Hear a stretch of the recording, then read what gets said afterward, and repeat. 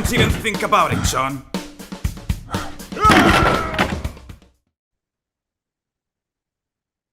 Billy the Kid was such a joy to watch. Its short runtime allows viewers to quickly get into the story, follow along with the characters, and get out. I really enjoyed the theme of retribution and how one man would go to great lengths to get his revenge. And I love how the opening titles reveal about the double grave, and I especially love how that it comes into play by the end when his wife is killed, showcasing that revenge can cause a lot more damage and danger than one truly expects. Billy the Kid. I really enjoyed this. I thought the animation was great. I really loved the style that it was done in. I thought it worked really well. I think that westerns and this kind of outlaw kind of, skirting the law, or, the law is not so black and white. It's kind of, gray or a little bit hazy. I think is a really fun kind of genre to play in, because you can do really interesting things where you can have like your hero character do things that aren't necessarily in line with law as we see it today. But in that time, in that setting, things were a little bit different.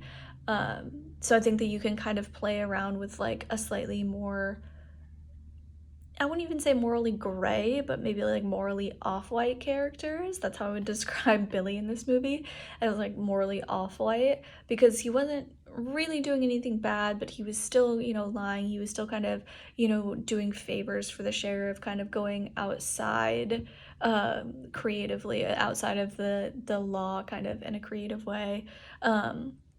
But to kind of tell the story from and then loop it back to the beginning to how you got there, I think is a really interesting way to tell a story. I think it's an interesting like creative path to choose, because in some respects it takes parts of the mystery out because you kind of know what you're building towards, but you still have a lot of intrigue that way, because you the audience, at least for me, gets really curious, like, how did we get to this place? How did he get driven so far into revenge that he committed so far, like, into it? Like, how did we arrive at that kind of location? Or how do we arrive in that circumstance that you're starting your film off of?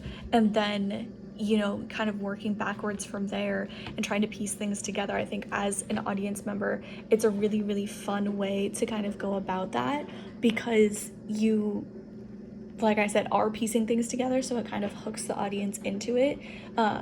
So I really enjoyed it. I thought it was really interesting and really well done. This film had a lot of great shot selections. Definitely that has that cinematic feel to it, despite the lacking visuals and up and down sound quality. That stuff's usually not that easy to forgive, but something about it kind of just worked with this piece. I just found it kind of charming in a way and just enjoyable.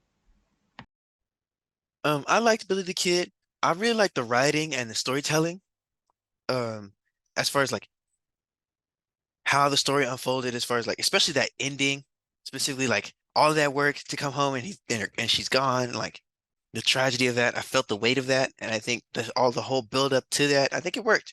I think I would green light this, give it a budget and faster pacing. It could go on TV, I feel, on Netflix or something. Um, I think it has good bones. Great concept. Well done. This one was called Billy the Kid, Redland's Revenge. This was a fabulous pilot. I love the CGI, so well done, especially the vista shots of the area and the glistening eyes of the characters. So many great details of a Western.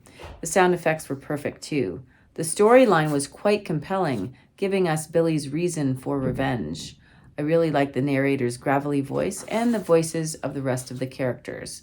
It would be great to see more of the series. Well done. Check it out.